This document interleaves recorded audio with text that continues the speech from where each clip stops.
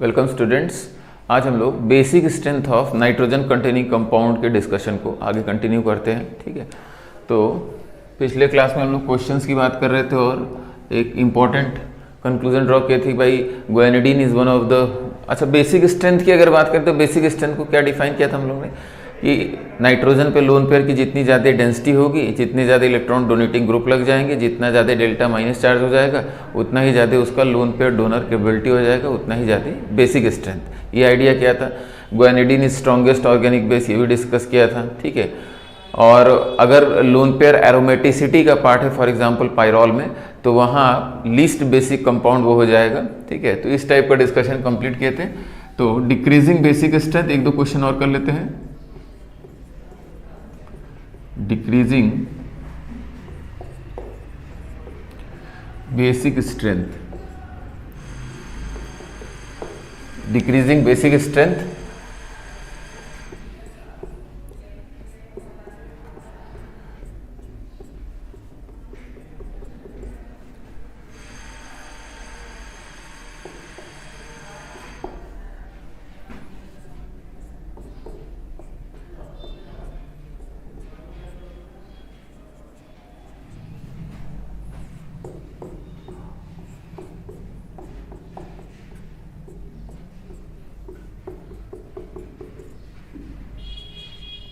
चलिए, इन तीनों में बेसिक स्ट्रेंथ का ऑर्डर हमको बताइए।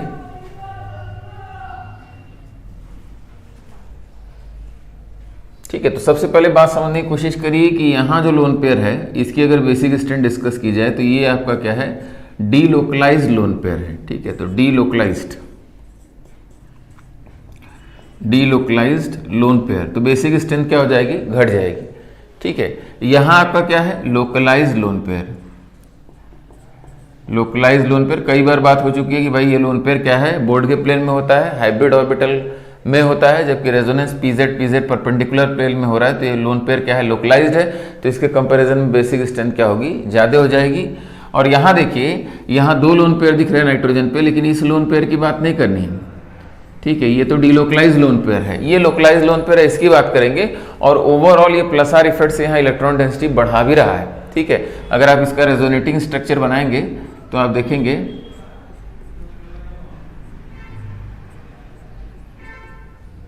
ठीक है, यहाँ आपका निगेटिव चार्ज डेंसिटी आ रही है और आपका डबल बॉन्ड NH2 प्लस। इसका मतलब यहाँ ओवरऑल निगेटिव चार्ज डेंसिटी क्या हो जा रही है? बढ़ जा रही है। ठीक है, तो इसका मतलब एक तो लोकलाइज लोन पेयर है, दूसरा ये प्लस आर इफेक्ट से यहाँ इलेक्ट्रॉन डेंसिटी भी बढ़ा दे रहा है। इसका मतलब बेसिक स्ट्रेंथ क्या हो गई? सबसे ज़्यादा होगी। तो सबसे ज़्यादा बेसिक स्ट्रेंथ C की हो गई, उसके बाद B का हो गया, उसके बाद A का हो गया। समझ में आ गई बात?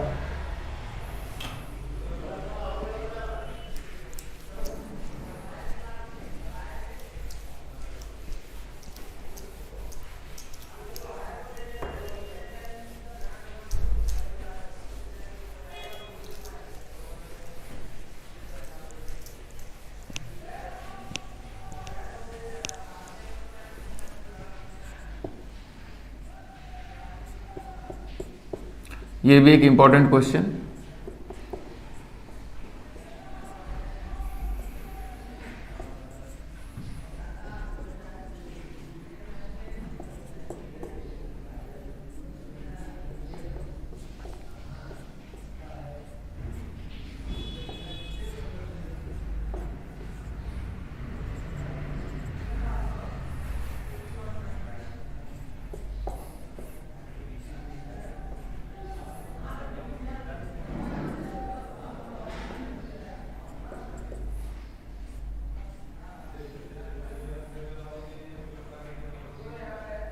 ठीक है, यहां देखा जाए ABC में बेसिक स्ट्रेंथ का कंपैरिजन करिए।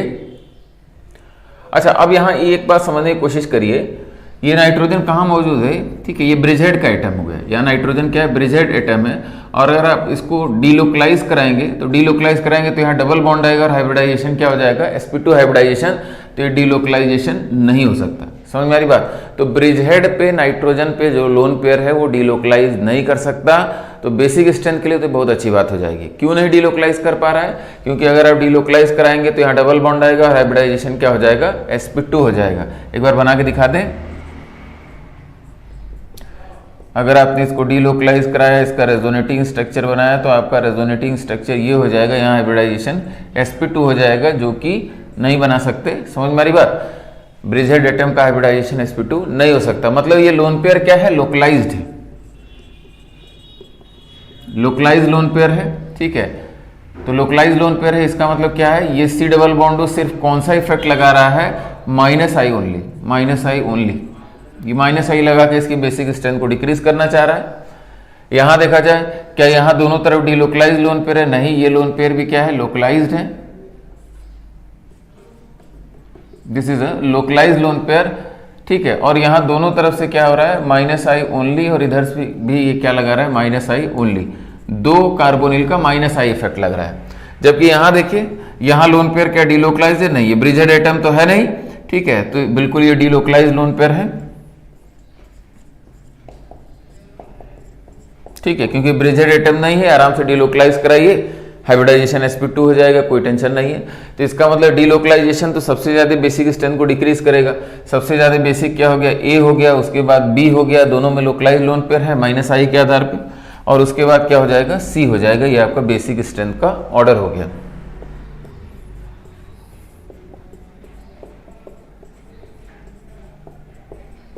समझ में आई बात?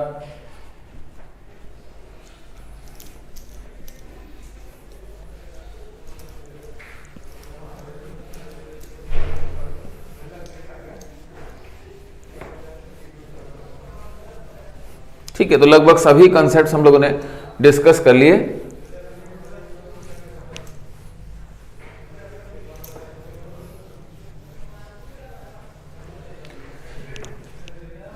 अच्छा, इलेक्ट्रॉन डोनेटिंग या विड्रॉइंग ग्रुप्स की अगर बात करें, तो मान लीजिए अगर इस टाइप का क्वेश्चन कर लिया जाए, यहाँ आपका NH2 हो गया। ठीक है, यहाँ ग्रुप्स की बात करें तो ग्रुप्स अगर ये हम NO2 लगा दें, CHO लगा दें, Cl, CH3, H, OCH3, इस टाइप से ग्रुप्स लगा दें और बेसिक स्ट्रेंथ की बात पूछे, तो फिर से वही बात, इलेक्ट्रॉन डोनेटिंग ग्रुप अगर होगा तो बेसिक स्ट्रेंथ को बढ़ा देगा, और इलेक्ट्रॉन विड्रॉइंग ग्रुप होगा तो बेसिक स्ट्रेंथ को क्या होगा? घटा देगा। और यहाँ से इफेक्ट्स कौन कौन से लगते हैं? रेजोनेंस भी लगता है, हाइपर कंजुगेशन भी लगता है, और इंडक्टिव इफेक्ट भी लगता है। समझ में आ रही बात? ठीक है, तो यहाँ से इफेक्ट भी जो लग सकते हैं वो सभी इफेक्ट्स की पॉसिबिलिटी होती है ऑर्थो या पैरा पोजीशन से। तो यहाँ देखा जाए तो यहाँ आपका -R -I effect electron withdrawing, -R -I effect, लेकिन NO2 का इलेक्ट्रॉन विड्रॉइंग पावर क्या है? काफ़ी ज़्यादा है। Cl की बात करें तो +R effect -I effect, net electron withdrawing होता है। CH3 हाइपर कंजुगेशन और +I से इलेक्ट्रॉन दो रहा है, ये आपका रेफरेंस केस हो गया। और ये आपका +R इफेक्ट और -I इफेक्ट, और +I इफेक्ट तो डोमिनेट करे, +R इफेक्ट तो डोमिनेट करेगा ही। मतलब सबसे ज़्यादा इलेक्ट्रॉन डेंसिटी कौन बढ़ा रहा है उधर? फ्लोरीन, सबसे ज़्यादा बेसिक स्ट्रेंथ। उसके बाद बताइए, तो उसके बाद बेसिक स्ट्रेंथ में आपका आ जाएगा D ऑप्शन आ जाएगा, इलेक्ट्रॉन डोनेटिंग है।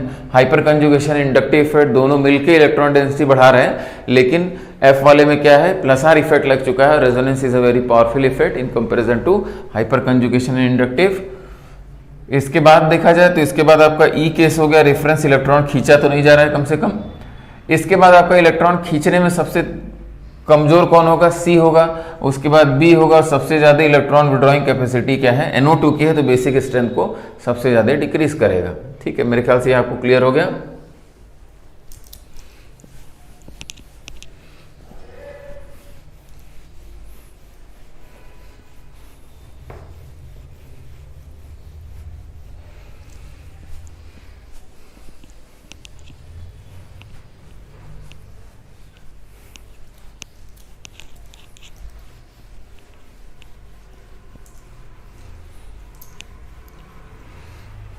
एक देखिए थोड़ा डिफरेंट टाइप का क्वेश्चन लिखा जाए, arrange in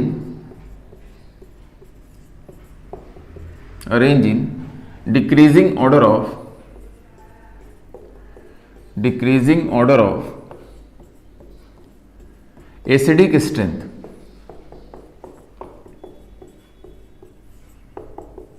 arrange in decreasing order of acidic strength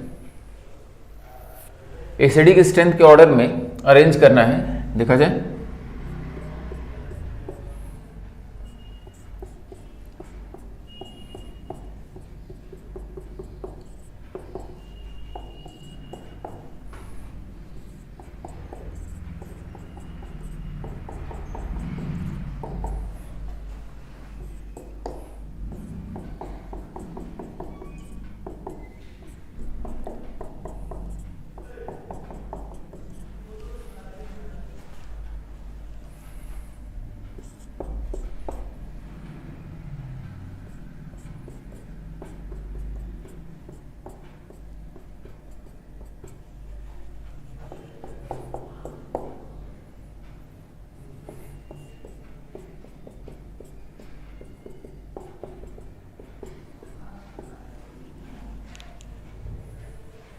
ठीक है, इसमें जरा समझा जाए कि इनको एसिडिक स्ट्रेंथ के ऑर्डर में कैसे लिखा जाए। ठीक है, तो यहाँ बहुत सिंपल लॉजिक है कि आप यहाँ आइडिया नहीं लगाएंगे, यहाँ कुछ दिमाग नहीं लगाना है। कहाँ दिमाग लगाना है? इनके कंजुगेट बेस की बात करिए। ठीक है, तो जैसे आपने आइडिया किया था कि भाई जितना स्ट्रॉन्ग कंजुगेट एसिड होगा उतना ही वीक कंजुगेट बेस होगा, तो यहाँ भी वही बात कि जितना स्ट्रॉन्ग कंजुगेट बेस होगा उतना ही, ठीक है, वीक कंजुगेट एसिड होगा। ठीक है, इसी आइडिया से तो हम यहाँ कोई दिमाग नहीं लगाएंगे। इनके कंजुगेट एसिड की बात करें तो कंजुगेट बेस की बात करें, सॉरी, कंजुगेट बेस की बेसिक स्ट्रेंथ का ऑर्डर, तो अगर आप इनको पहचान पा रहे होंगे तो H+ निकाल लीजिएगा और H+ निकाल के कंजुगेट बेस बना लीजिएगा। जब कंजुगेट बेस बनाएंगे तो जो बेसिक स्ट्रेंथ का ऑर्डर आएगा वही आएगा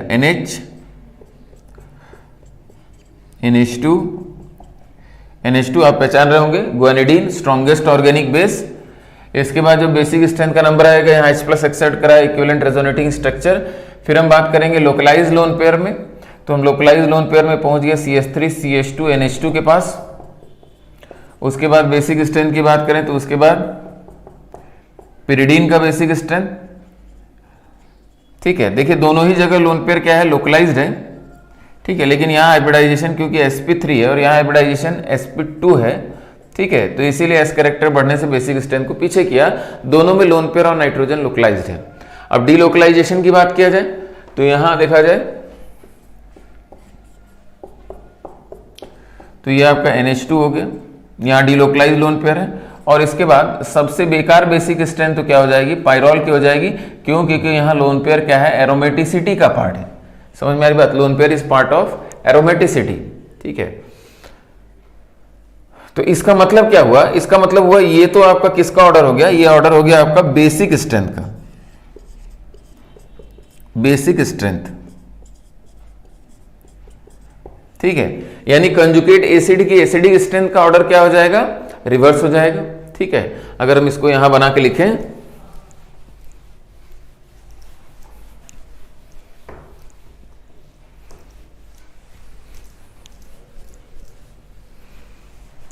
ठीक, ये तो बेसिक स्ट्रेंथ हो गया। और कंजुगेट एसिड की एसिडिक स्ट्रेंथ का ऑर्डर क्या हो जाएगा, तो रिवर्स हो जाएगा।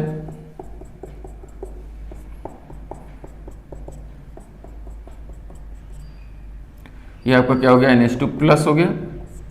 इसके बाद CH3 CH2 NH2 NH3+।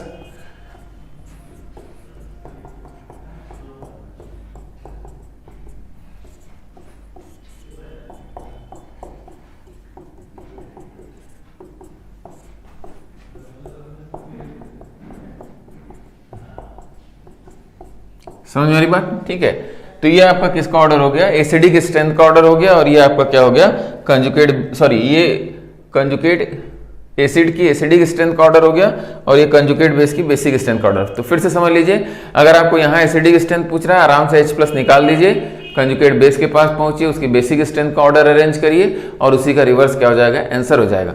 तो इसको समझने की कोशिश करिए। It is one of the weakest base, इसका मतलब this is one of the strongest acid, very strong acid. ठीक है, तो इसकी अगर बात करें तो ये स्पेशली आप दिमाग में रखिएगा, this is very strong acid, very strong acid. ठीक है, देखिए एक बात समझने की और कोशिश करिएगा कि क्या ये सिस्टम एरोमेटिक है, तो ये बेसिकली क्या है, नॉन एरोमेटिक। ये पहले भी डिस्कस हो चुका है। This is non aromatic. Why non aromatic? Because यहाँ इधर से कंजुगेशन इनकम्प्लीट है, ठीक है। नाइट्रोजन में पॉजिटिव चार्ज तो है लेकिन वैकेंट ऑर्बिटल नहीं है, तो इधर से क्या है, कंजुगेशन इनकम्प्लीट हो चुका है, तो ये नॉन एरोमेटिक है और तुरंत H प्लस दे के किस में कन्वर्ट होना चाहता है, एरोमेटिक में कन्वर्ट होना चाहता है। This is aromatic. समझ में आ रही बात? तुरंत H प्लस दे के किस में कन्वर्ट होना चाहता है, एरोमेटिक में। तो वही H प्लस डोनेशन की टेंडेंसी क्या है, वेरी हाई है। लेकिन ये सब लॉजिक लगाने से पहले हम लोग सीधे पहले आंसर तो निकाल लेंगे कि भाई क्यों ये वेरी स्ट्रॉन्ग एसिड है, क्योंकि इसका कंजुगेट बेस क्या है, लोन पेयर एरोमेटिसिटी का पार्ट होता है, वीकेस्ट बेस होता है, ठीक है। तो this is one of the weakest base, ये पहले भी लिख चुके हैं, ठीक है। तो इस टाइप के क्वेश्चन भी आप आसानी से अप्रोच कर सकते हैं।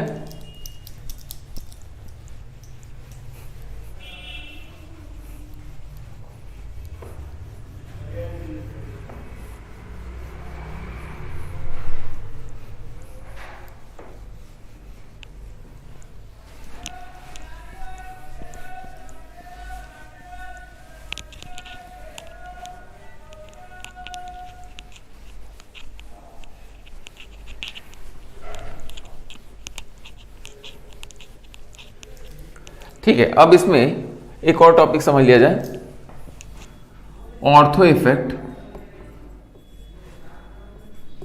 Ortho effect in aniline. Ortho effect in aniline, ठीक है। अब ये ऑर्थो इफेक्ट एनिलीन में क्या है, पहले इसको हम समझा दें। एनिलीन के ऑर्थो पोजीशन पे कोई भी ग्रुप लगा हो, एनिलीन के ऑर्थो पोजीशन पे कोई भी ग्रुप लगा हो, वो बेसिक स्ट्रेंथ को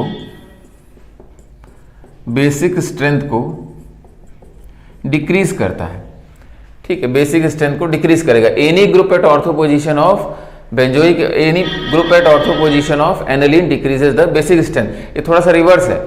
बेंजोइक एसिड में ऑर्थो इफेक्ट क्या था, any group at ortho position of benzoic acid increases the acidic strength. समझ में आ रही बात? जबकि यहां थोड़ा सा क्या है, एनिलीन के ऑर्थो पोजीशन पे कोई भी ग्रुप लग गया, इररिस्पेक्टिव ऑफ पोलैरिटी की इलेक्ट्रॉन डोनेटिंग है कि विड्रॉइंग है, ये बेसिक स्ट्रेंथ को डिक्रीज करेगा। अब इसका कारण भी समझ लिया जाए यहीं पे, फिर लिख लिया जाएगा इसको। देखिए बेसिक स्ट्रेंथ का मतलब क्या होता है, बेसिक स्ट्रेंथ का मतलब ये हुआ कि भाई यहां आप H प्लस एक्सेप्ट करने जा रहे हैं, ठीक है। यहां आपने H प्लस एक्सेप्ट किया, ठीक है। तो H प्लस एक्सेप्ट किया तो आपकी सिचुएशन कुछ ऐसी हो गई, ठीक है। NH3 प्लस हो गया, ये आपका H हो गया, H हो गया, H हो गया, यहाँ पॉजिटिव चार्ज हो गया। समझ में आ रही बात? और यहाँ आपने एक ग्रुप रखा हुआ है, ठीक है। अब दो काम करना है, ये तो आपका कंजुगेट क्या हो गया, एसिड हो गया, ध्यान समझिएगा। ये आपका कंजुगेट बेस हो गया, ठीक है। तो एनिलीन के ऑर्थो पोजीशन पे कुछ भी लगा दिया तो बेसिक स्ट्रेंथ क्या होने जा रही है, घटने जा रही है। देखिए एक बात समझने की कोशिश करिए, बेसिक स्ट्रेंथ का लॉजिक थोड़ा सा अलग है। एसिडिक स्ट्रेंथ में H प्लस देते थे, H प्लस देना मतलब एक ग्रुप चला गया, ठीक है। जबकि एसिडिक स्ट्रेंथ में H प्लस देते थे मतलब एक ग्रुप क्या हो गया, चला गया। जबकि बेसिक स्ट्रेंथ में एक नया ग्रुप बुलाना है, H प्लस आ रहा है, तो भीड़ किस में बढ़ रही है, भीड़ इसमें बढ़ रही है कि भाई पहले यहाँ दो ही ग्रुप थे, ठीक है, 2 हाइड्रोजन थे, अब एक H प्लस आ गया तो 3 हाइड्रोजन हो गए, यानी भीड़ बढ़ गई। समझ में आ रही बात? तो भीड़ बढ़ने से क्या होगा, तो ये अपना इफेक्ट रोल प्ले करेगा कि भाई यहां जो हाइड्रोजन आएगा उसको ये क्या करेगा, रिपेल करेगा। तो ये जो H प्लस आ रहा है, इनकमिंग प्रोटॉन जो आ रहा है, दिस इज प्रोटॉन, तो इनकमिंग प्रोटॉन को ये क्या करता है, रिपेल करता है। Any group at ortho position of the aniline repels the incoming proton. एक बात हो गई, ठीक है। अब इसको समझने के और भी तरीके होते हैं, एंगल वगैरह से भी समझाया जाता है कि हाइब्रिडाइजेशन sp3 है, यहाँ बॉन्ड एंगल 109 डिग्री हो गया, ये थोड़ा इसके और करीब आ जाता है, इस तरीके से समझा जाता है। बस इन शॉर्ट समझिए कि ये हाइड्रोजन और ये ग्रुप क्या करेंगे, नया जो हाइड्रोजन आ रहा है उसके कारण यहाँ हाइड्रोजन और ग्रुप में क्या होगा, रिपल्शन पैदा होगा। तो रिपल्शन पैदा होगा तो आने नहीं देना चाहेगा कि भाई नया ग्रुप ना आए, रिपल्शन कम हो, ठीक है। दूसरा फैक्टर कि ये जो कंजुगेट एसिड बना है इसमें सॉल्वेशन भी हो रहा है, सॉल्वेशन हो रहा है, this is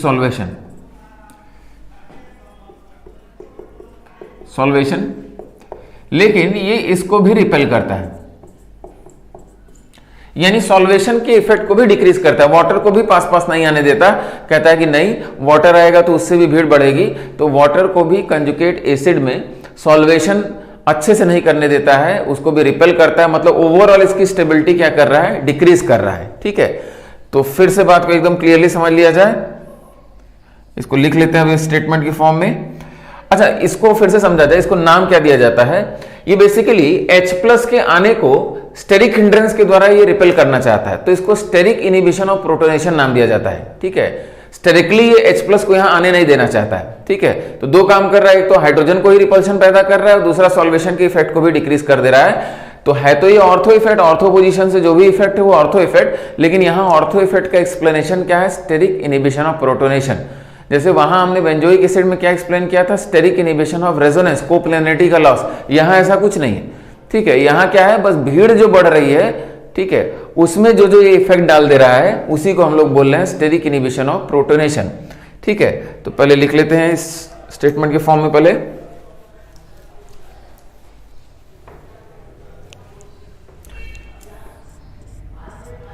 any group at ortho position of aniline decreases the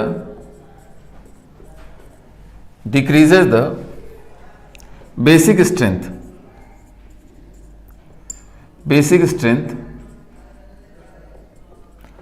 known as ortho effect in aniline. ये तो आपने स्टेटमेंट याद कर दिया, ऑर्थो इफेक्ट इन एनिलीन। यहां NH2 होगा तब हम ये सारी बातें कर रहे हैं। ठीक है, दूसरा बात कि भाई ये कारण क्या है इस ऑर्थो इफेक्ट का, explanation.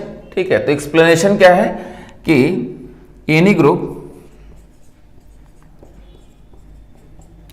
Eight ortho position of aniline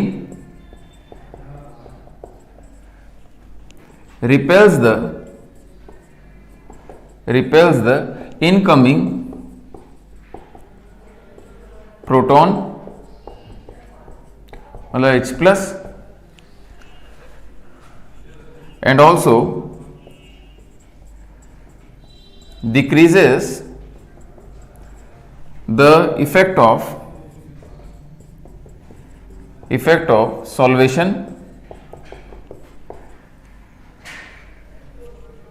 and also repels the incoming proton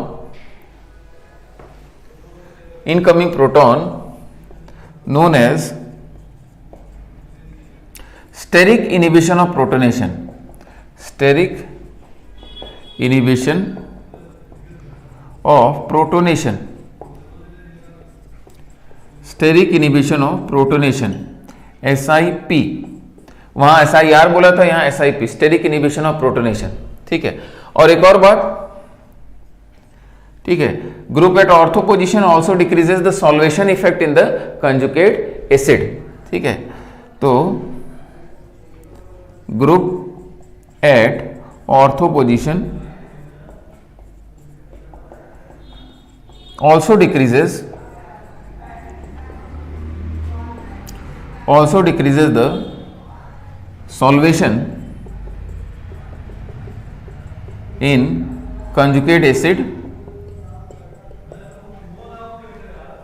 ठीक है, क्यों डिक्रीज कर रहे हैं, वाटर मॉलिक्यूल को पास नहीं आने देंगे, उसको रिपेल करेंगे। ठीक है, ये सारा एक्सप्लेनेशन हो गया। ठीक है, तो फिर से इसको हम एक बार बता दें कि any group at ortho position of aniline decreases the basic strength, पहला पॉइंट। दूसरा पॉइंट उसका कारण क्या है, कारण ये है कि भाई बेसिक स्ट्रेंथ का लॉजिक थोड़ा अलग है। नए ग्रुप को आप बुला रहे हैं, अपना लोन पे डोनेट कर रहे हैं, तो नया ग्रुप अगर आएगा तो यहाँ क्या करेगा, भीड़ बढ़ जाएगी, तो इस प्रोटॉन को ये ग्रुप क्या करेगा, रिपेल करता है। ठीक है, यहां भी रिपल्शन की बात सोच सकते हैं आप, और H+ आ गया, ऐसा बन गया, तब पर भी ये पास आएगा तो वहां भी रिपल्शन होगा।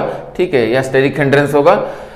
दूसरा पॉइंट कि अगर ये नहीं रहता तो H2O आसानी से इसको और इफेक्टिवली सॉल्वेट करता, लेकिन इसके आने से क्या हो गया, अब इस वाटर मॉलिक्यूल्स को भी ये रिपेल करके हटाने की कोशिश करेगा, तो इफेक्टिव सॉल्वेशन भी नहीं हो पाएगा किसमें, कंजुगेट एसिड में। तो ये सभी फैक्टर्स मिलके बेसिक स्ट्रेंथ को डिक्रीज करते हैं, और हाइड्रोजन को रिपेल करने वाली जो बात है उसको स्टेरिक इनहिबिशन ऑफ प्रोटोनेशन बोला जाता है। ठीक है,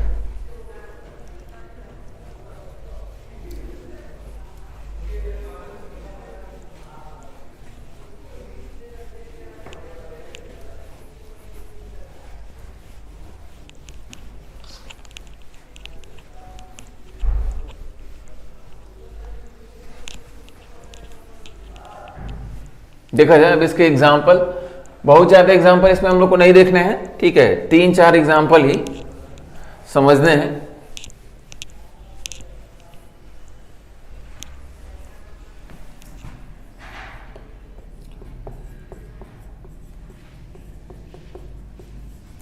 decreasing order of basic strength,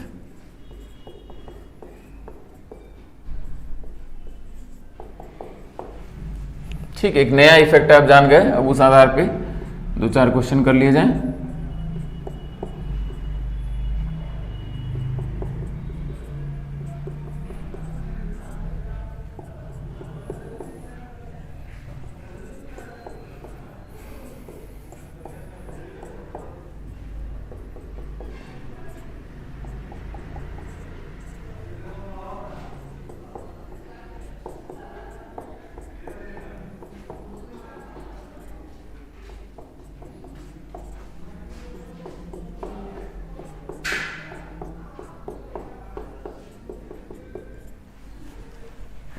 चलिए इसमें ऑर्डर बताना हो तो देखिए NO2 कहीं भी लगा हो, NO2 तो एक इलेक्ट्रॉन खींचने वाला ग्रुप है, तो वो क्या करेगा, बेसिक स्ट्रेंथ को डिक्रीज करेगा।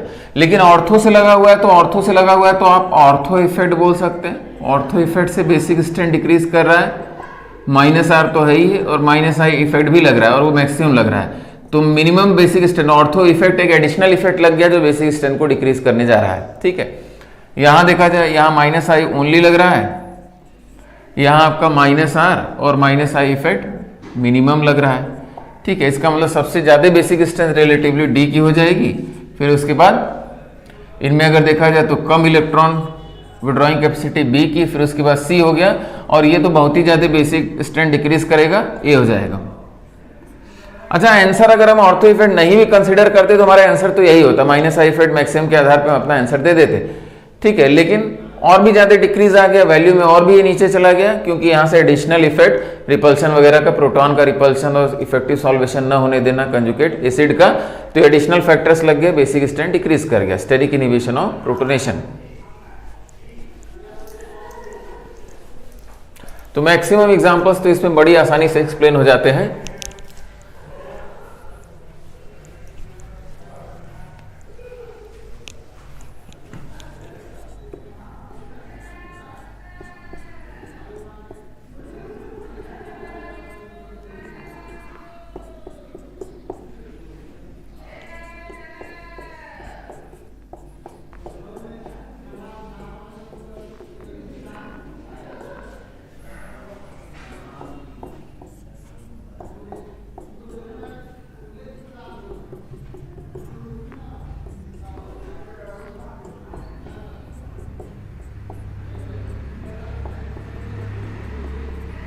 ठीक है, यहां बेसिक स्ट्रेंथ की बात की जाए,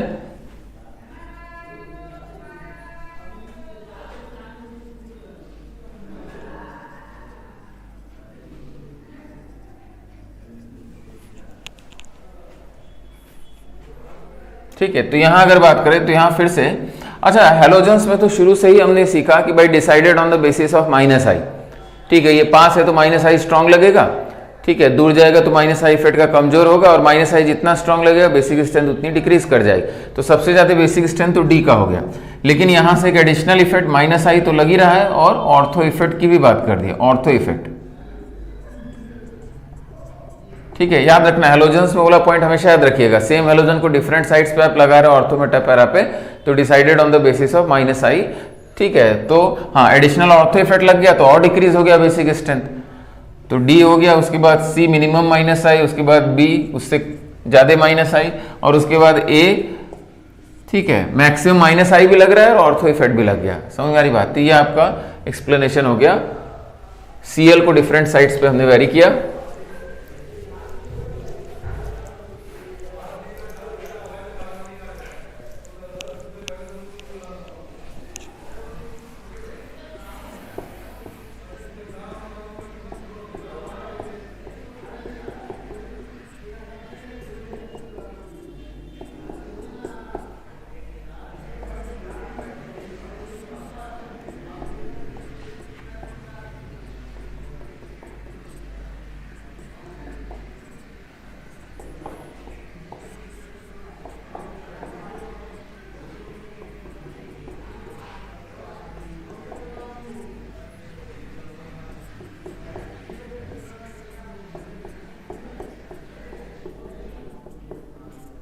ठीक है, इसमें बेसिक स्ट्रेंथ की बात करिए।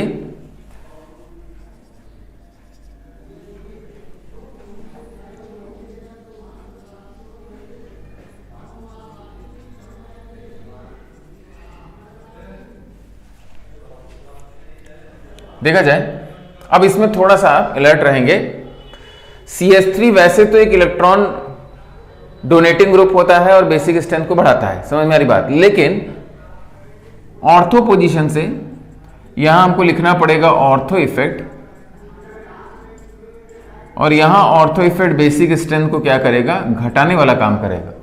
Any group at ortho position of aniline decreases the basic strength. इस लॉजिक से करेंगे। यहां आपका प्लस आई, यहां आपका हाइपर कंजुगेशन प्लस आई, ठीक है, तो इसका मतलब सबसे ज्यादा बेसिक स्ट्रेंथ सी की हो गई, क्योंकि इलेक्ट्रॉन डोनेटिंग इफेक्ट लग रहा है। हाइपर कंजुगेशन प्लस आई दोनों इलेक्ट्रॉन डेंसिटी बढ़ा रहे हैं। इसके बाद बी का नंबर आएगा, इलेक्ट्रॉन डेंसिटी बढ़ाने वाला फैक्टर है। इसके बाद डी रेफरेंस केस, और ऑर्थो पोजीशन पे एक इलेक्ट्रॉन डोनेटिंग ग्रुप लगा हुआ है, लेकिन बेसिक स्ट्रेंथ क्या हो जाएगा? डिक्रीज कर जाएगा because of the steric inhibition of protonation. ठीक है, तो ये एक ऐसा एग्जांपल हुआ जिसमें आपको थोड़ा सा अलर्ट रहने की जरूरत है और इफेक्ट्स आपको समझने पड़ेंगे। ठीक है, नहीं तो इससे पहले NO2 और Cl में तो आप बिना जाने भी सही आंसर पे पहुंच जाते। ठीक है,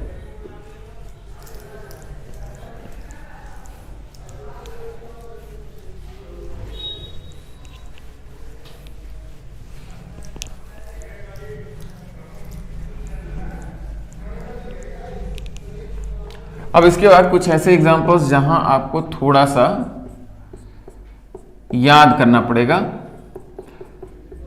ठीक है, क्योंकि इफेक्ट्स तो एक्सपेरिमेंटल है, कितना इफेक्ट वो एग्जर्ट कर पा रहे हैं ये केस टू केस वेरी करेगा।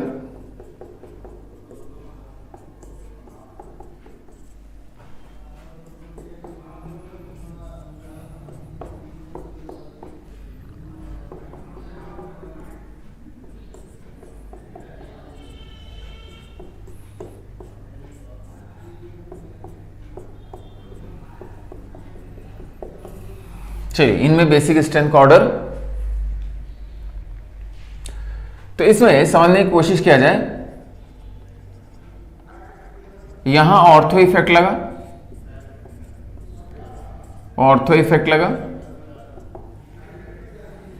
और बेसिक स्ट्रेंथ क्या हो गई? घट गई।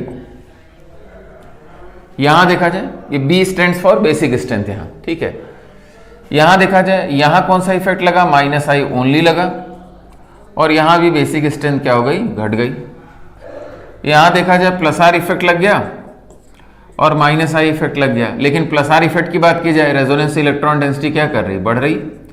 ठीक है, तो इसका मतलब यहां बेसिक स्ट्रेंथ क्या हो जाएगी? बढ़ जाएगी। ओवरऑल ये इलेक्ट्रॉन डेंसिटी बढ़ाने वाला फैक्टर है, इस लोन पेयर के नीचे निगेटिव चार्ज डेंसिटी भेजेगा, तो जिससे ओवरऑल इलेक्ट्रॉन डेंसिटी उसकी तरफ जाएगी और आपका बेसिक स्ट्रेंथ बढ़ गई।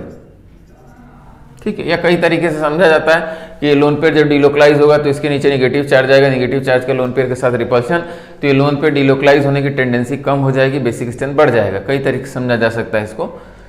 तो कहने का मतलब सबसे ज्यादा बेसिक स्ट्रेंथ तो सी की हो जाएगी। क्यों? क्योंकि इलेक्ट्रॉन डोनेटिंग इफेक्ट लगा रहा है, प्लस आर इफेक्ट और माइनस आई इफेक्ट। उसके बाद डी का हो जाएगा, और हमको पता है कि ऑर्थो इफेक्ट से बेसिक स्ट्रेंथ डिक्रीज कर गई और माइनस आई से डिक्रीज कर गई।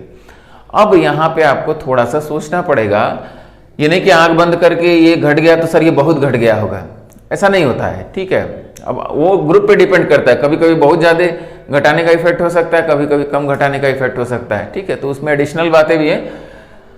तो फिर से समझा जाए, इतना कहाँ तक कंक्लूजन ड्रॉ किया जा सकता है वो समझा जाए। तो हम लोग का कंक्लूजन कहाँ तक हो सकता है कि भाई यहाँ बेसिक स्ट्रेंथ घटाने वाला काम तो हो रहा है, ऑर्थो इफेक्ट। OCH3 के इलेक्ट्रॉन डोनेटिंग ग्रुप जरूर है, लेकिन ऑर्थो पोजीशन से ओवरऑल बेसिक स्ट्रेंथ डिक्रीज कर देगा because of steric inhibition of protonation. और यहाँ भी बेसिक स्ट्रेंथ घटेगी -I ओनली से। तो ये जो कंपैरिजन है यहाँ पे ये एक्सपेरिमेंटल कंपैरिजन है। तो D के बाद जो बेसिक स्ट्रेंथ का ऑर्डर आया A का, उसके बाद B का आया। ये अगेन ये आपको याद रखना पड़ेगा। यहां तक आप कॉन्फिडेंस के साथ अपना जो कॉन्सेप्ट पढ़ा वहां तक पहुंच गए। उसके बाद आपने कहा इसमें भी बेसिक स्ट्रेंथ घटेगी, इसमें भी बेसिक स्ट्रेंथ घटेगी, यहां तक कंक्लूजन ड्रॉ कर लिया। इन दोनों को कंपैरिजन करने में आप आंख बंद नहीं कर लेंगे कि भाई आंख बंद कर लिया कि नहीं ऑर्थो इफेक्ट लग गया तो इसको सबसे पीछे डाल दिया, ऐसा नहीं होगा, ठीक है। तो ये एक्सपेरिमेंटल है, एक का केस में आपको याद करना पड़ेगा, तो यहां याद कर लीजिए कि -I से जो बेसिक स्ट्रेंथ घटी वो ज्यादा घट गई in comparison to ortho effect in OCH3 in case of aniline. समझ में आ रही बात?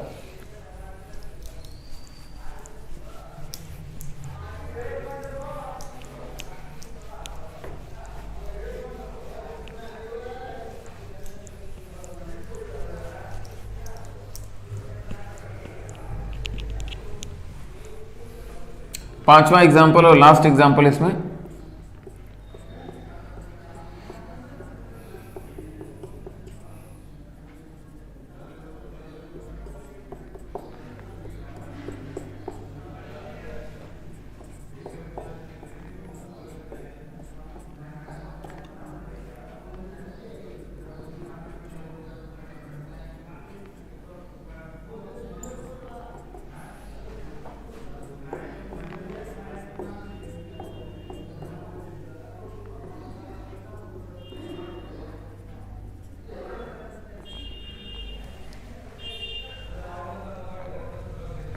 ठीक है। पैरा पोजीशन पे OH हो गया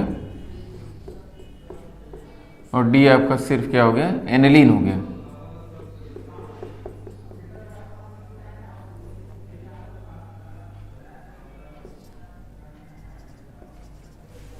ठीक है, ये भी बड़ा एक इंपॉर्टेंट एग्जांपल है, ठीक है। इसमें भी याद करने की एक ट्रिक समझ लिया जाए।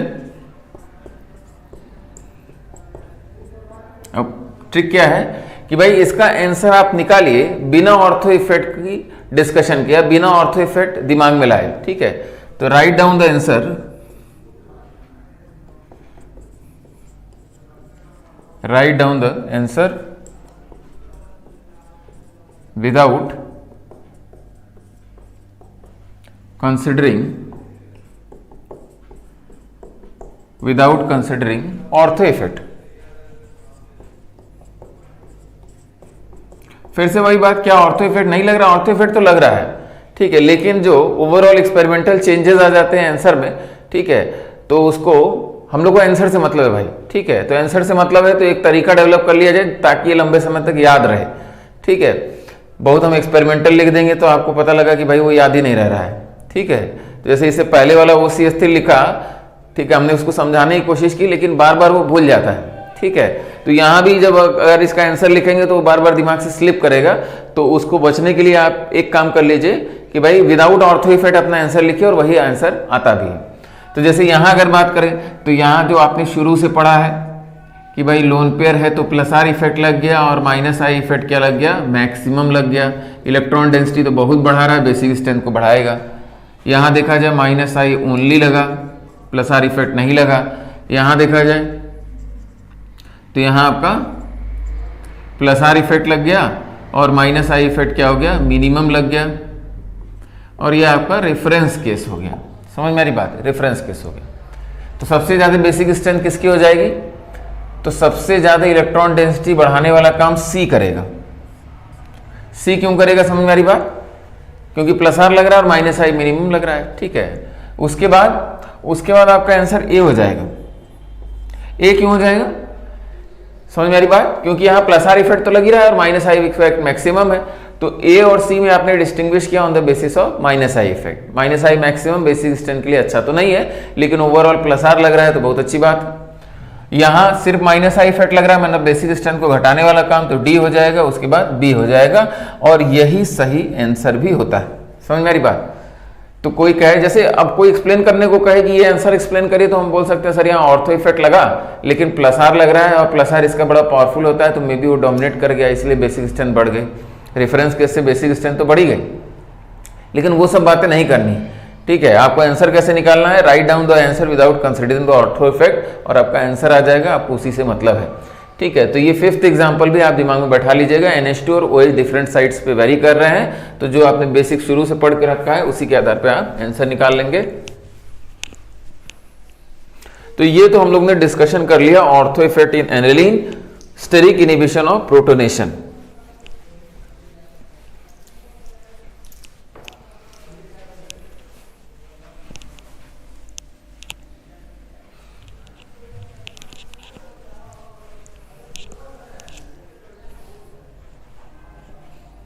अब हम लोग को एक और पॉइंट जल्दी से समझ लेना है, steric inhibition of resonance. Steric inhibition of resonance, SIR। Steric inhibition of resonance का कंसेप्ट आपने बेंजोइक एसिड के ऑर्थो पोजीशन पे पढ़ा कि बेंजोइक एसिड एक अपने आप में COH बड़ा ग्रुप था, उसके ऑर्थो पोजीशन पे कोई भी ग्रुप आ जाएगा तो क्या करेगा, COH का जो पहले से टेंडेंसी था कि भाई बेंजीन के प्लेन में न रहा जाए, उस टेंडेंसी को और एग्रीवेट कर देगा और बढ़ा देगा। ठीक है, लेकिन स्टेरिक इनहिबिशन ऑफ रेजोनेंस को जनरल टॉपिक के रूप में भी पढ़ा जाता है। वो क्या है समझा जाए, इसमें जनरल पॉइंट क्या हुआ कि अगर इसको जनरलाइज किया जाए, वो तो स्पेसिफिक केस हो गया था कि COH उसके ऑर्थो पोजीशन पे कोई ग्रुप, अगर जनरलाइज किया जाए तो बेंजीन में अगर 3 ग्रुप लगातार है, ठीक है, 3 ग्रुप लगातार है, ठीक है, G1 G2 G3 सेम हो सकते हैं, डिफरेंट हो सकते हैं, उससे कोई लेना देना नहीं। समझ में आ रही बात? ठीक है, तो 3 ग्रुप अगर लगातार है 1 2 3 पोजीशन पे बेंजीन पे, तो ये ग्रुप्स आपस में क्या करते हैं, स्टेरिकली एक दूसरे को हिंड्रेंस पैदा करते हैं। 3 groups in continuation on the benzene ring will sterically hinder each other या sterically interfere with each other। तो इसका मतलब फिर से समझा जाए कि ये तीनों ग्रुप अगर सेम प्लेन में रह गए, तो सेम प्लेन में रह गए तो आपस में क्या करेंगे, रिपल्शन पैदा करेंगे। यहाँ भी रिपल्शन है और यहाँ भी रिपल्शन है, और इस रिपल्शन से बचने के लिए क्या करते हैं, कोप्लेनिटी का लॉस कर देते हैं, जिससे ठीक है इनमें दूरी बढ़ जाए और आपस में रिपल्शन न कर पाए। समझ में आ रही बात? ठीक है, तो ये रिपल्शन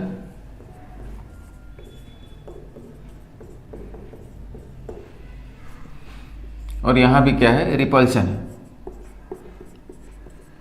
तो बहुत आसान शब्दों में इसको समझिए कि when 3 groups are continuation on the benzene ring then they sterically hinder each other। when 3 groups are in continuation on benzene ring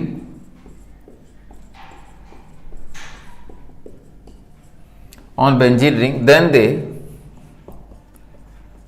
they sterically hinder each other।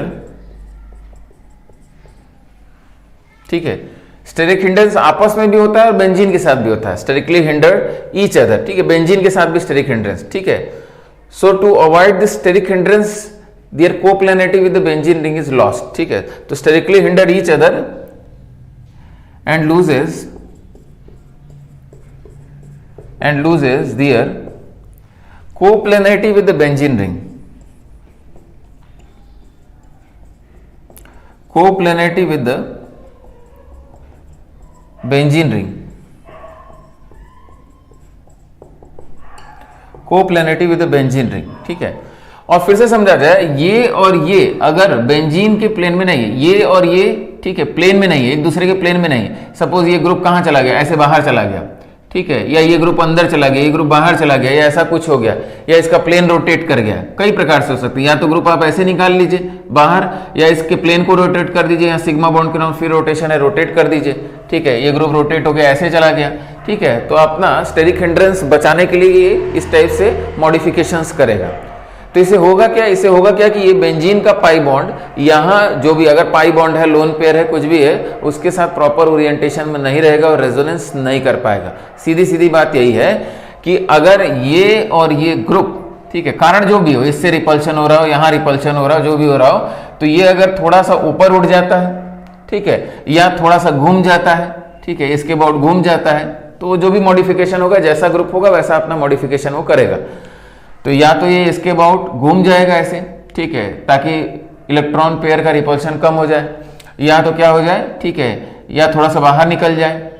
तो सभी सिचुएशन में बेंजीन का पाई बॉन्ड का p orbital इसके साथ parallel नहीं रह पाएगा, इसके साथ रेजोनेंस नहीं कर पाएगा, ठीक है। रेजोनेंस करने के लिए इनका प्लेनर रहना, बेंजीन के साथ इनका प्लेनर रहना जरूरी है। तो इसका मतलब ये रेजोनेंस या हाइपर कंजुगेशन जैसे इफेक्ट बेंजीन के साथ शो नहीं कर पाएंगे, ठीक है।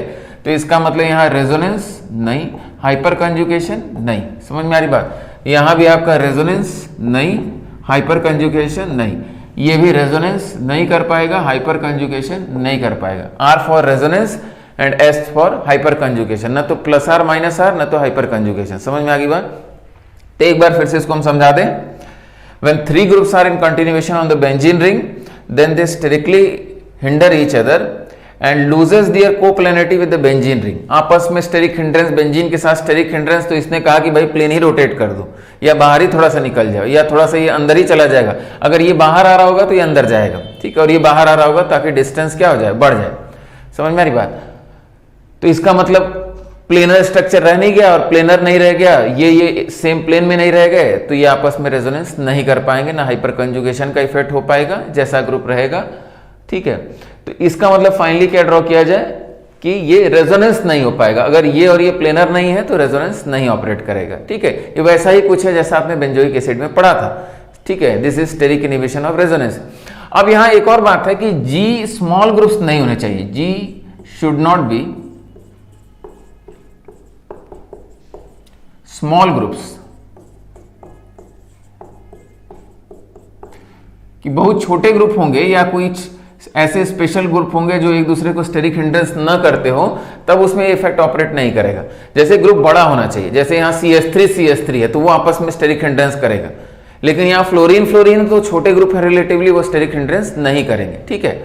तो जी शुड नॉट बी, तो एक दो एग्जाम्पल ये हमारे बहुत काम का नहीं है। G should not be small groups, ठीक है। तो जी क्या नहीं होना चाहिए, फ्लोरीन नहीं होना चाहिए, OH नहीं होना चाहिए, O- नहीं होना चाहिए, ठीक है, या NH2 नहीं होना चाहिए, ये सबको हम स्मॉल ग्रुप मानते हैं, ठीक है।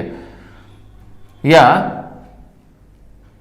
CN नहीं होना चाहिए, ठीक है, इट्सेट्रा इस टाइप से, ठीक है। इस पे NH2 पे स्पेशली अब कंसर्न रहिएगा कि जी जो है वो NH2 नहीं होना चाहिए, OH, O-, F, CN et cetera, ये सब स्मॉल ग्रुप्स माने जाते हैं, ठीक है। तो ये सब स्मॉल ग्रुप्स हैं, तो हिस्टेरिकली एक दूसरे को इंटरफियर नहीं करते हैं।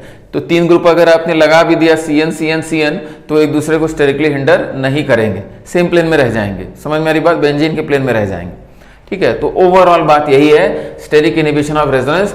अब इसके क्वेश्चंस एसिडिक स्ट्रेंथ में आएंगे, बेसिक स्ट्रेंथ में आएंगे, कार्बोकैटायन की स्टेबिलिटी में आएंगे, और बॉन्ड लेंथ की स्टेबिलिटी, बॉन्ड लेंथ पे क्वेश्चंस बनते हैं। तो उसी को फाइनली हम लोग समराइज करेंगे अभी, ठीक है। तो मेरे ख्याल से आपको क्वेश्चन समझ में आ गया, आइडिया समझ में आ गया। फिर से जरा एक बार हम आपको समझा दें कि तीन ग्रुप, आइडिया क्या है कि तीन ग्रुप अगर लगातार 1, 2, 3 पोजीशन पे बेंजीन रिंग पे आ गए, ठीक है, लगातार 1, 2, 3 पोजीशन पे बेंजीन रिंग पे आ गए, तो एक दूसरे को, जनरलाइज बात हो रही है भाई, वो नहीं कि भाई उसकी बात तो लास्ट में किया हमने। जनरलाइज बात क्या है कि भाई ये एक दूसरे को क्या करेंगे, इलेक्ट्रॉन क्लाउड रिपेल करेंगे, ये एक दूसरे को रिपेल करेंगे, और बेंजीन के साथ भी रिपल्शन है इनका, ठीक है, इनके इलेक्ट्रॉन क्लाउड का। तो एक पॉसिबिलिटी तो ये है कि भाई ये थोड़ा सा उड़ गया, ठीक है, स्टेरिक हिंड्रेंस से बचने के लिए ये समझिए ये बॉल है, ठीक है, ये बॉल है, ये बॉल है, ये बॉल है, तीन बॉल है, सेम प्लेन में न रह के ये बॉल थोड़ी सी ऊपर उड़ गई, तो ये सिमेट्री मेंटेन रहेगी भाई। ये अगर थोड़ा सा उठा तो ये थोड़ा सा कहां जाएगा, पीछे जाएगा, और ये भी कहां जाएगा, थोड़ा सा पीछे जाएगा। समझ में आ रही, ऐसी सिचुएशन होगी, ठीक है। तो एक थोड़ा सा आगे चला जाएगा, ठीक है, और बाकी दोनों थोड़े थोड़े पीछे चले जाएंगे ताकि स्टेरिक हिंड्रेंस मिनिमम हो जाए, दूरी बढ़ जाए, ठीक है। लेकिन अब ये जब थोड़ा सा उड़ गया बाहर, तो अब इसके जो p ऑर्बिटल्स होंगे, यहाँ लोन पेयर वगैरह होगा जिस प्लेन में होंगे, वो तो प्लेन ही चेंज हो गया, ठीक है। तो इसका मतलब ये p ऑर्बिटल, जो p ऑर्बिटल ऐसे पैरेलल था, तो ये p ऑर्बिटल इसके साथ रेजोनेंस तभी कर सकता है जब ये सेम प्लेन में हो, समझ में आ रही बात, पैरेलल हो। लेकिन ये उठ के अगर यहाँ चला गया, इधर चला गया, कुछ हो गया ऐसा, तब आपका रेजोनेंस नहीं हो पाएगा, सिंपल सी बात है।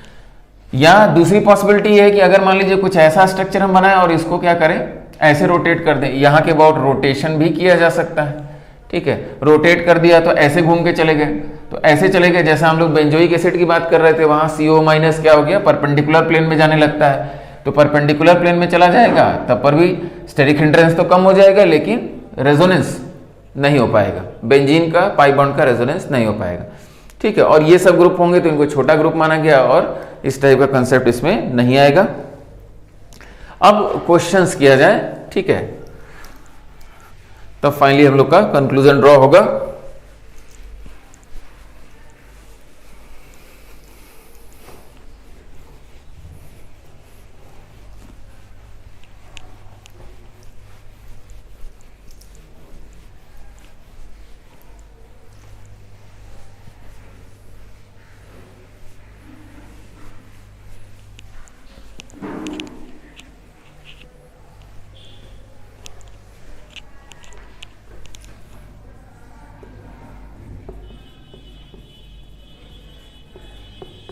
अरेंज इन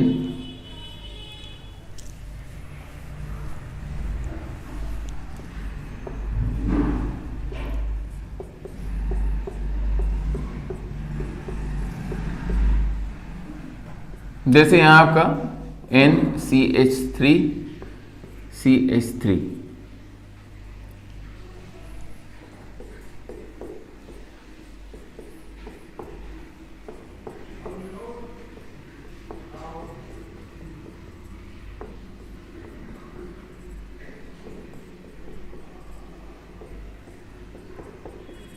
ठीक है। अब यहां वही बात हो जाएगी, ये जो लोन पेयर है, ठीक है, और यहां जो ये लोन पेयर है, तो ये लोन पेयर क्या है, डीलोकलाइज्ड है, दिस इज डीलोकलाइज्ड। लेकिन यहां क्या है, यहां ये एक ग्रुप आ गया, ये भी यहां ग्रुप हो गया, 3 ग्रुप लगातार हो गए, तो 3 ग्रुप लगातार हो गए तो एक दूसरे को क्या कर रहे हैं, स्टेरिक हिंड्रेंस पैदा कर रहे हैं। अब यहां क्या कर गया, ये नाइट्रोजन का लोन पेयर क्या कर गया, रोटेट कर गया, ठीक है, या थोड़ा सा बाहर आ गया, तो अब इसका लोन पेयर बेंजीन के साथ रेजोनेंस तो नहीं कर पाएगा, प्रॉपर प्लेन में वो नहीं रह गए, ठीक है, स्टेरिक इनहिबिशन ऑफ रेजोनेंस हो गया। तो इसका मतलब क्या ये डीलोकलाइज लोन पेयर है, नहीं, ये डीलोकलाइजेशन का पार्ट नहीं है, it is a localize lone pair, localize lone pair because of SIR, ठीक है, because of SIR the lone pair is localized, lone pair अब बेंजीन में रेजोनेंस नहीं कर पा रहा है, क्योंकि इसको, ठीक है, इस पूरे ग्रुप को बेंजीन के प्लेन में रहना पड़ेगा तभी ये रेजोनेंस कर पाएगा, जो कि पॉसिबल अब नहीं है, ठीक है। तो ये तो बेसिक स्ट्रेंथ के लिए बड़ी अच्छी बात होगी, बेसिक स्ट्रेंथ क्या हो जाएगा, बहुत ज्यादा बढ़ जाएगा, क्यों, क्योंकि ये तो लोकलाइज लोन पेयर की तरह बिहेव करेगा, ठीक है। तो so basic strength increase very high, basic strength increases rapidly, इसका मतलब बेसिक स्ट्रेंथ की बात करें तो B की बात करें तो B बहुत ज्यादा बेसिक हो गया इन कंपैरिजन टू A। ये वही बात हो गई एनिलीन वाली बात और एलिफेटिक अमीन्स वाली बात, याद करिए, एलिफेटिक अमीन्स और एनिलीन की बात करें तो उनमें बेसिक स्ट्रेंथ में बहुत ज्यादा अंतर था, ठीक है, 10 की पावर 5-6 का अंतर था, इस टाइप का। तो वही डिफरेंस यहां देखने को मिल जाएगा आपको कि भाई ये पता लगा इससे क्या है, 10 की पावर 5 टाइम्स 6 टाइम्स ज्यादा बेसिक है, तो कारण वही है कि ये लोकलाइज लोन पेयर की तरह बिहेव कर गया और ये क्या है, डीलोकलाइज लोन पेयर, ठीक है। तो ये एक इंपॉर्टेंट क्वेश्चन है, ये बेसिक स्ट्रेंथ का क्वेश्चन।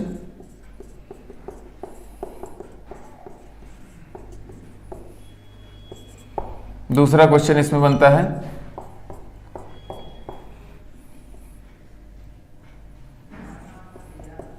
ठीक है, जैसे मान लीजिए हम यहां NO2 लगा दें,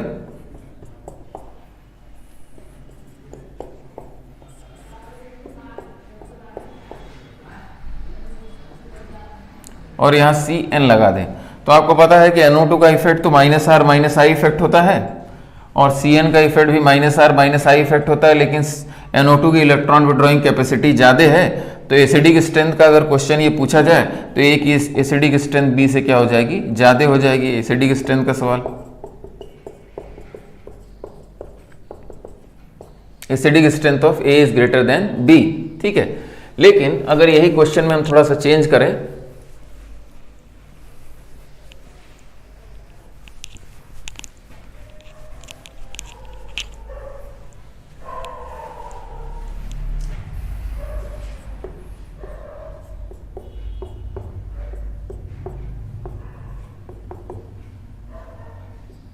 तीन NO2 लगा दिया जाए,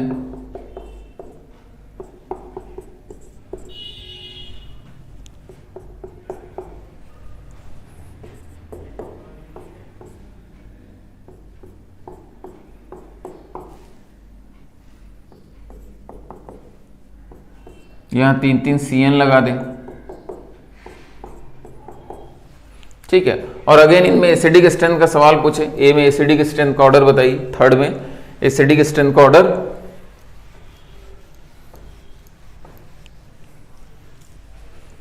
ठीक है। तो यहां बात समझने की कोशिश करिए, ये जो स्ट्रक्चर है बेसिकली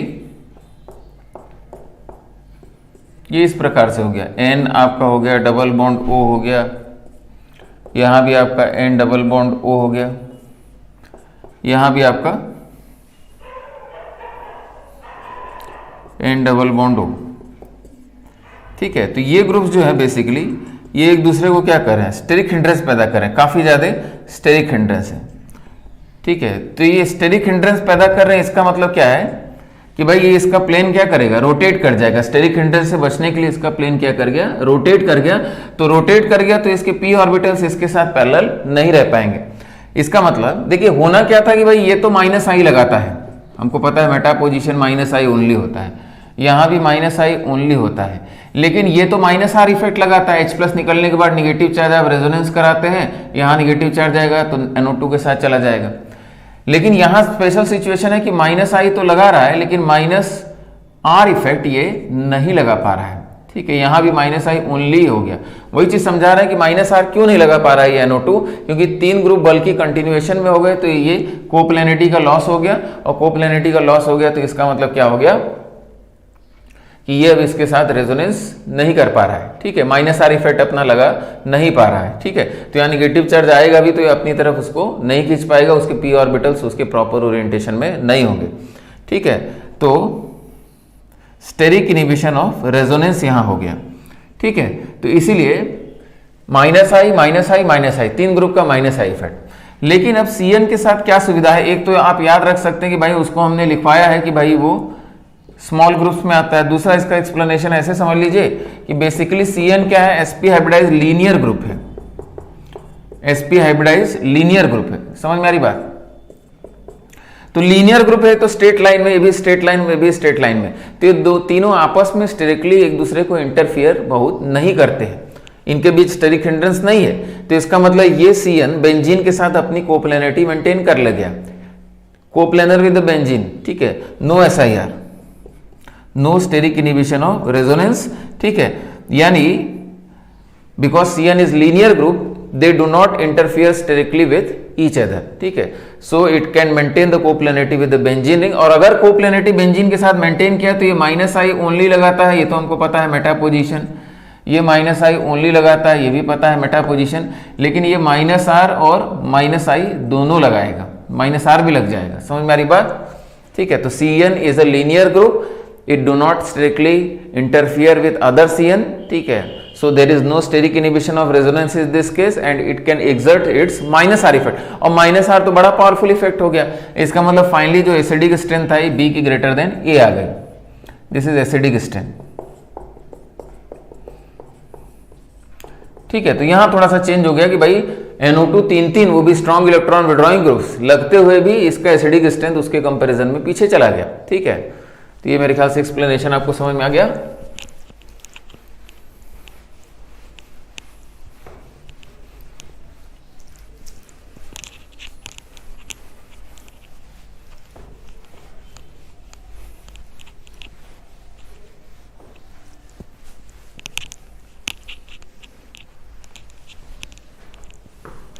फोर्थ, एक कार्बोकेटाइन की स्टेबिलिटी से अगर क्वेश्चन पूछा जाए, यहां आपका पॉजिटिव चार्ज,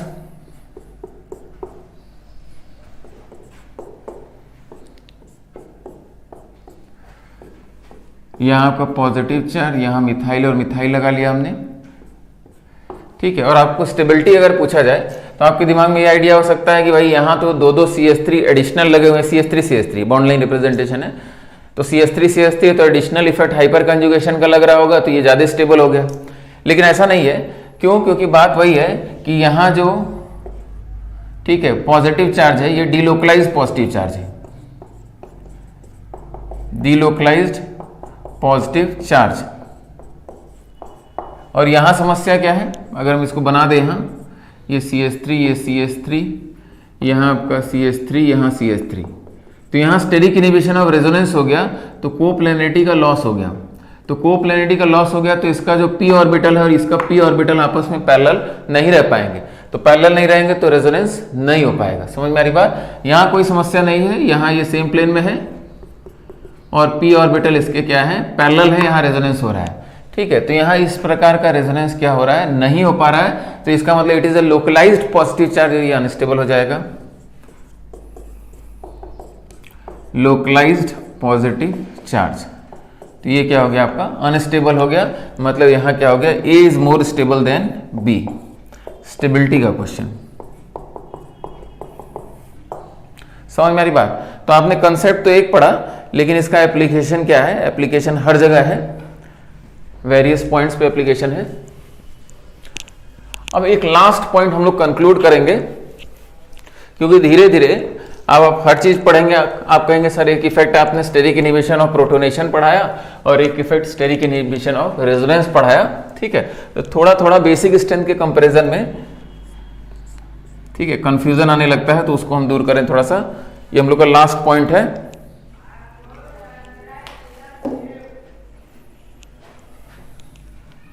देखिएगा ध्यान से,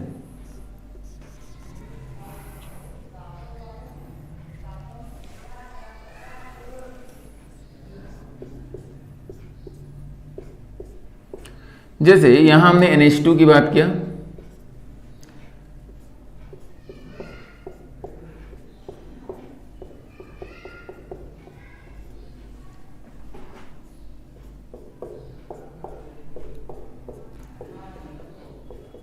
NHCH3,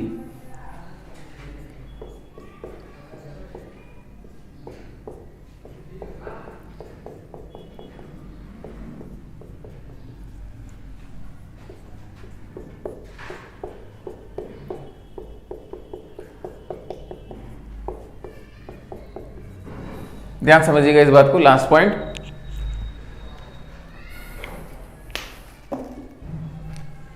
इसमें अगर बात करें, ये एनिलीन है, एनिलीन के दोनों ऑर्थो पोजीशन पे आपने ग्रुप्स लगा दिए, यहां भी ऑर्थो पोजीशन, यहां भी ऑर्थो पोजीशन, ठीक है, दोनों ऑर्थो पोजीशन पे ग्रुप्स लगा दिए, तो यहां बेसिक स्ट्रेंथ डिक्रीज करेगी, ठीक है।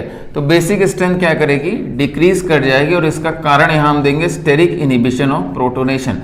जो H+ आ रहा है उसमें स्टेरिक हिंड्रेंस पैदा करेंगे दोनों ऑर्थो पोजीशन से ग्रुप, और दूसरा इफेक्ट क्या लगाएंगे कि भाई सॉल्वेशन में भी दिक्कत पैदा करेंगे। अब कोई कहे कि स्टेरिक इनिबिशन और रेजोनेंस आपने पढ़ा है, 3 ग्रुप लगाता है, तो वो यहां नहीं लगेगा, क्योंकि NH2 क्या है, स्मॉल ग्रुप है।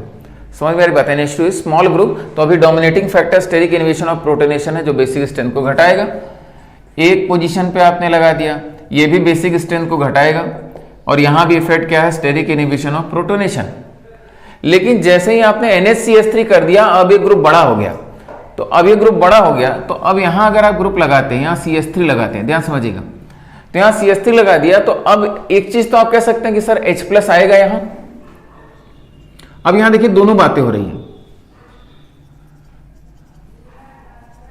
दोनों बातें क्या हो रही है कि H+ आएगा तो उसको स्टेरिक हिंड्रेंस से पैदा करेगा, सॉल्वेशन में दिक्कत पैदा करेगा, लेकिन एक नया काम भी करेगा। नया काम क्या कि इसकी कोप्लेनिटी को लॉस कराने की टेंडेंसी डेवलप कर देगा।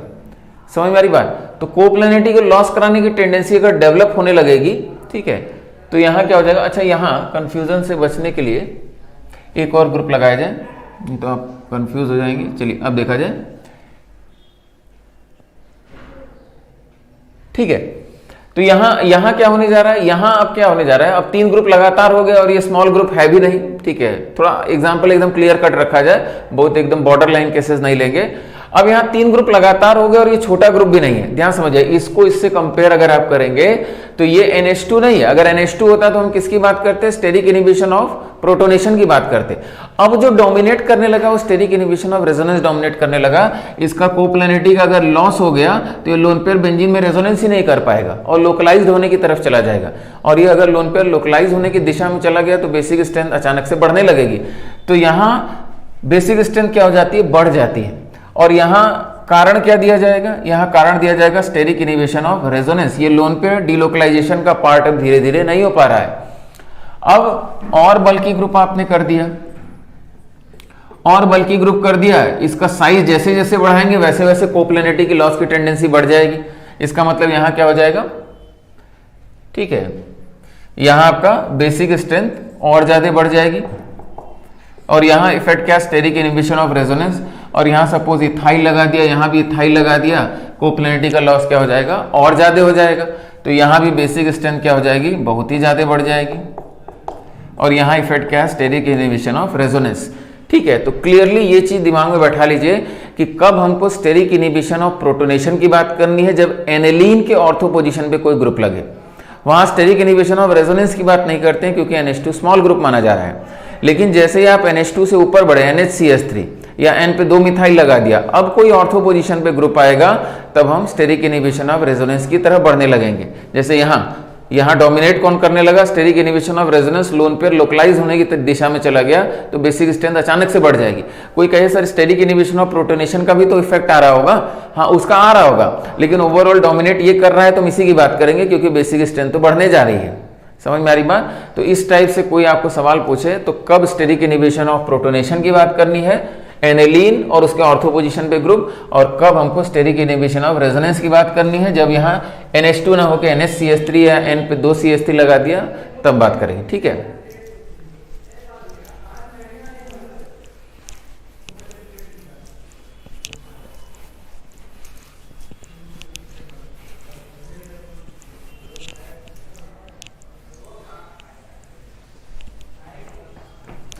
ठीक है, एक बॉन्ड लेंथ का भी क्वेश्चन आता है, बॉन्ड लेंथ,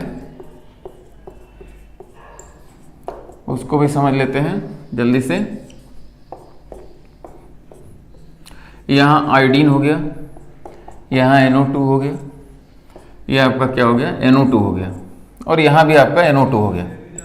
अगर हम बोले ये अल्फा है, ये बीटा है, ये आपका गामा हो गया, तो decreasing order of bond length, ठीक है। तो सबसे ज्यादा बॉन्ड लेंथ हो जाएगी अल्फा इक्वल्स टू बीटा और फिर हो जाएगा गामा, ये bond length, decreasing order of bond length,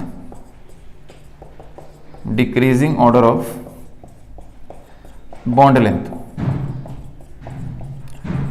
क्यों ऐसा, क्योंकि आपको पता है कि भाई ये 3 बल्कि ग्रुप लगातार हो गए, स्टेरिक इनहिबिशन ऑफ रेजोनेंस हो गया है, तो इसकी कोप्लेनिटी का लॉस है तो इसकी भी कोप्लेनिटी का लॉस है बेंजीन के साथ। ये चीज समझिएगा कि भाई ये रेजोनेंस नहीं कर पा रहा है तो ये भी रेजोनेंस नहीं कर पा रहा है, तीनों की कोप्लेनिटी का लॉस होगा।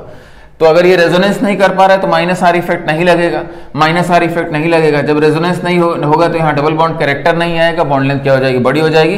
जबकि यहाँ माइनस आर इफेक्ट लग रहा है, रेजोनेंस हो रहा है, डबल बॉन्ड कैरेक्टर आएगा, बॉन्ड लेंथ घट जाएगी, ठीक है। तो मेरे ख्याल से ये कंक्लूजन रहा आपका बेसिक स्ट्रेंथ का, स्टेरिक इनहिबिशन ऑफ रेजोनेंस का, स्टेरिक इनहिबिशन ऑफ प्रोटोनेशन का, ठीक है। तो देयर आर वेरियस इफेक्ट्स, ठीक है। तो बेसिक स्ट्रेंथ में बेसिकली क्या है कि केसेस बहुत हैं, अलग अलग करके आपको उसको समझना है, हर वैरायटी के केसेस आपको समझ लेने हैं, ठीक है। तो 2 क्लास में हमने उसको कंक्लूड किया है, ठीक है। Thank you.